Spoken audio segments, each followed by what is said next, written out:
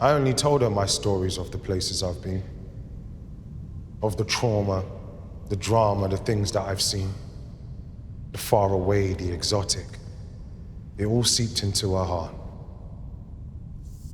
That's the only voodoo I do. You can't keep us apart.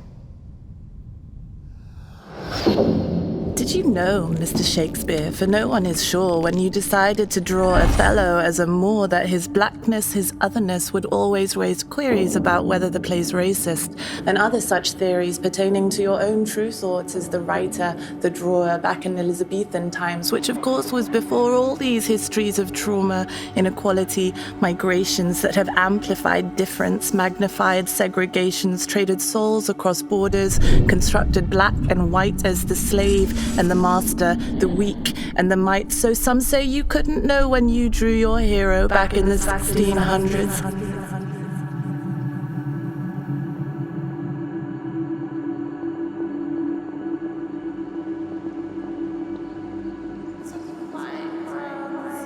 But it wasn't quite ground zero, because I read in the Cliffs Notes that back then England's queen proclaimed her discontent at what she had seen as a swarm of neggers and blackamoors who crept into the realm to the annoyance of her people. So in taking the helm against these aliens, mostly infidels, consuming relief, she made this guy Casper, who was a merchant, the new deportation chief.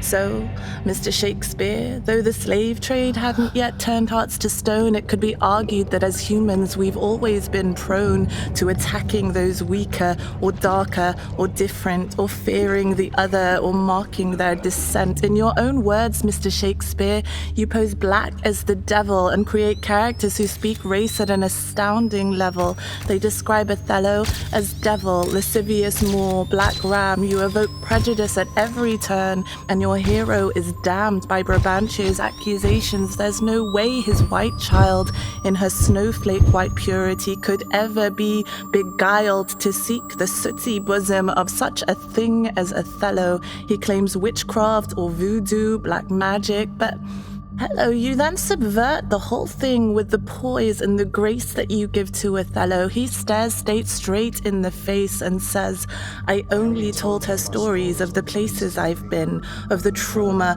the drama, the things that I've seen, the far away, the exotic. It all seeped into her heart. That's the only voodoo that I do.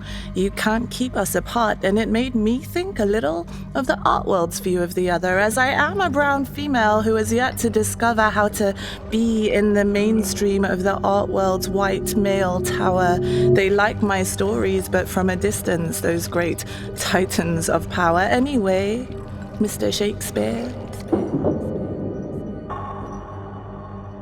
James Earl Jones performed Othello's speech about voodoo to Barack at the White House. It's on YouTube, and you knew so well back then how to write for the other, how to give credence to difference and give words to a brother. So I can see why this role garners so much attention. It's a role any black actor worth his salt hopes to mention. But wait, Mr. Shakespeare, back in your day, there were no black actors or women playing your treasured roles, only white ones. Nicholas Burt, Edwin Forrest, Edmund Kean, Ira Aldridge was black, but some found that obscene. What is obscene to me is how recently blackface was banned in Othello. It's a total disgrace.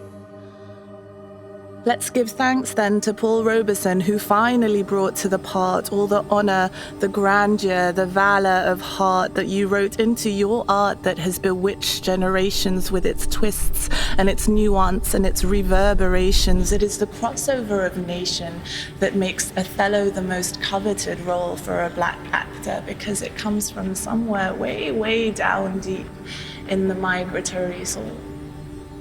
So, dear Mr. Shakespeare, did you choose the dark charcoal for his, I quote, sooty skin to make a point about race and who can, who does, and who should fit in?